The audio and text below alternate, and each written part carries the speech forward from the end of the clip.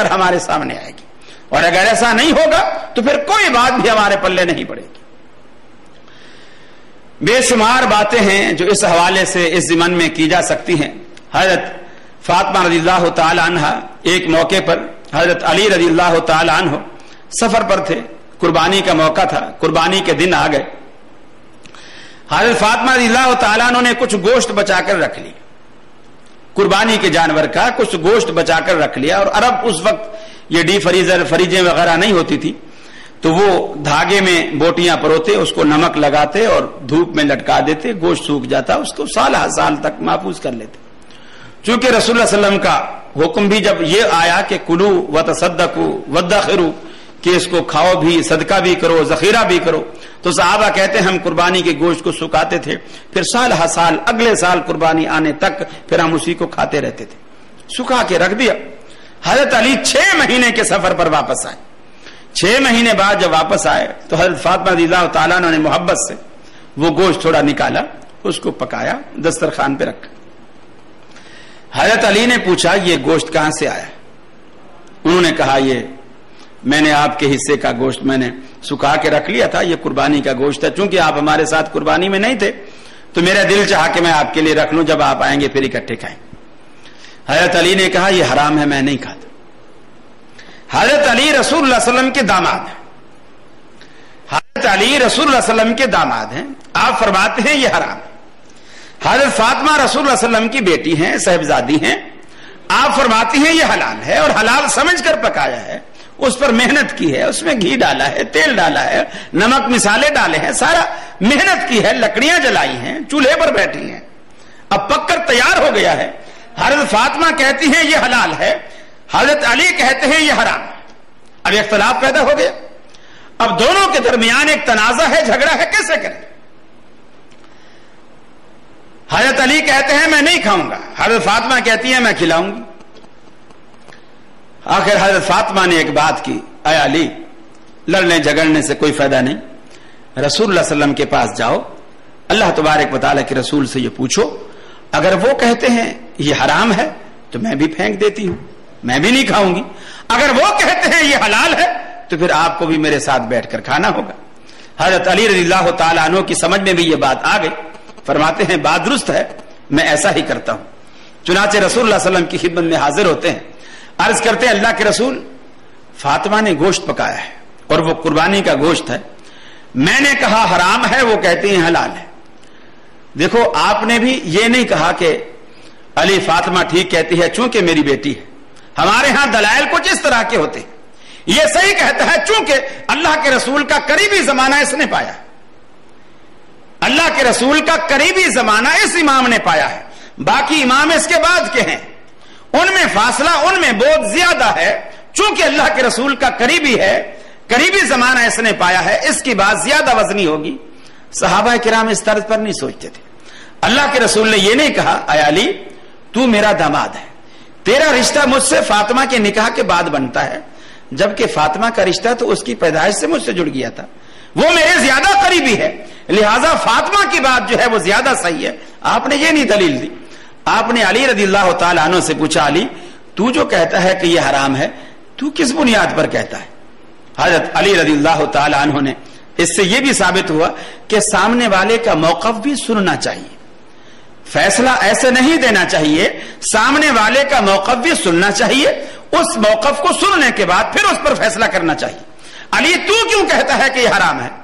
حضرت علی رضی اللہ تعالی عنہ نے عرض کی کہ اللہ کے رسول پچھلے سال میں نے آپ کے ساتھ عید کی نماز پڑھی تھی اور آپ نے خطبے میں یہ اعلان فرمایا تھا کہ 3 دن سے زیادہ قربانی کا گوشت اپنے گھر میں اتنا رکھو کہ تم اسے 3 دن میں کھا سکو، اور اس سے جو زیادہ ہے اسے تقسیم کر دو، لوگوں میں غریبوں میں تقسیم کر دو، بانٹ دو، اتنا اپنے گھر میں رکھو جو تم 3 دن میں کھا سکتے ہو۔ فاطمہ نے تو 6 مہینے سے رکھا ہوا، فاطمہ نے 6 مہینے سے رکھا ہوا ہے۔ میری یہی جنگ ہے کہ یہ آپ کے فرمان کے خلاف ہے، آپ کا حکم تھا 3 دن تک رکھنا اور فاطمہ نے 6 مہینے سے سکھا کے رکھا ہوا ہے، آپ کے حکم کے خلاف ہے، لہذا میں اسے کھانے کو تیار نہیں۔ رسول اللہ صلی اللہ علیہ وسلم ارشاد فرماتے ہیں اے علی وہ میں نے پچھلے سال کہا تھا، اس سال تو سفر پر تھا، اس سال تو نے عید ہمارے ساتھ نہیں پڑھی، فاطمہ نے اس سال ہمارے ساتھ عید پڑھی ہے،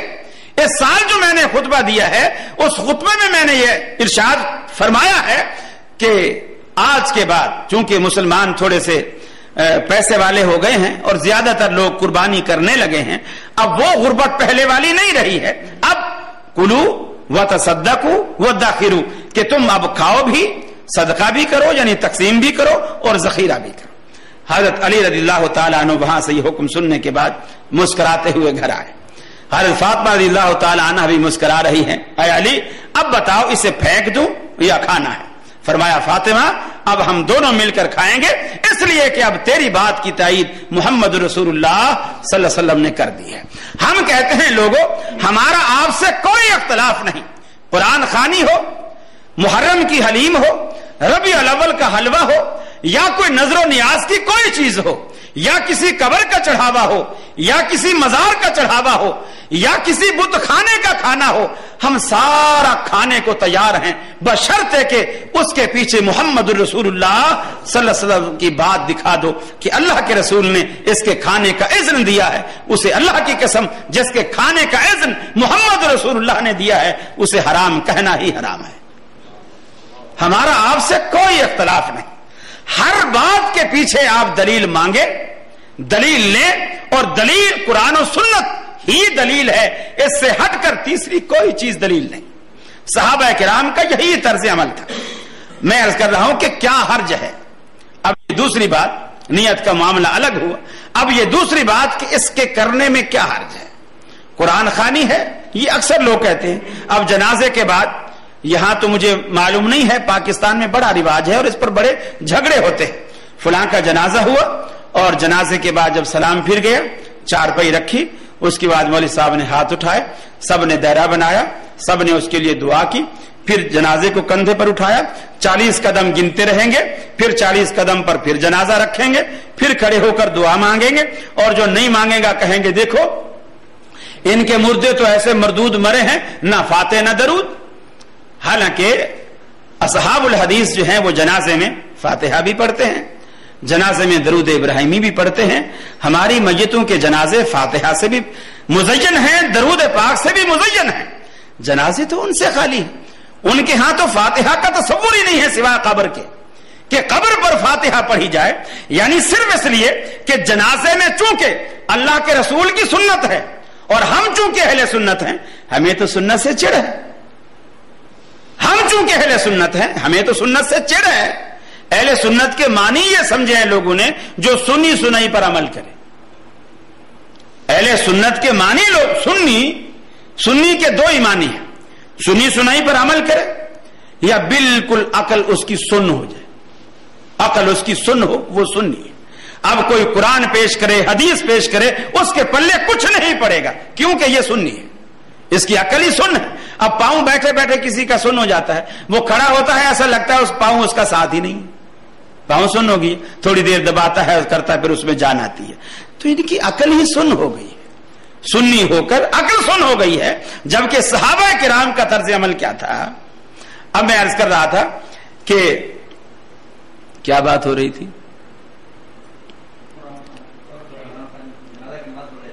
جنازے کی نماز پر 40 قدم پر کھڑے ہو کر پھر میت رکھتے ہیں، پھر دعا کراتے ہیں۔ اب کوئی پوچھے اعتراض کرے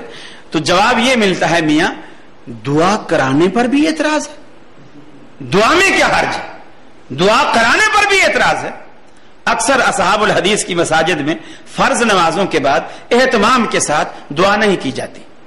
کوئی درخواست کر دیتا ہے جی ہمارا فلاں عزیز بیمار ہے دعا کرا دیجئے، کرا دیتے ہیں، ورنہ معمول نہیں ہے۔ اعتراض ہوتا ہے ارے میاں دعا کے بھی منکر ہو گئے،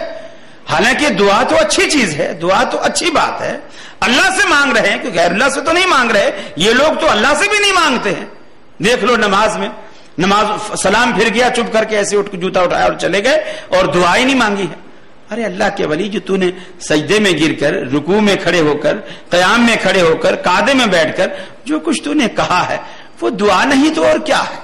وہ کیا تھا؟ لیکن وہ لوگ بعد میں اس لیے لازمی سمجھتے ہیں، ان لوگوں کے ہاں تو مذہب یہ ہے کہ امام کے پیچھے آ کر کھڑے ہو جاؤ، چپ کی۔ تھانوی صاحب لکھتے ہیں بہشتی زیور میں، خاتون امام کے پیچھے اگر ہے چپ کی کھڑی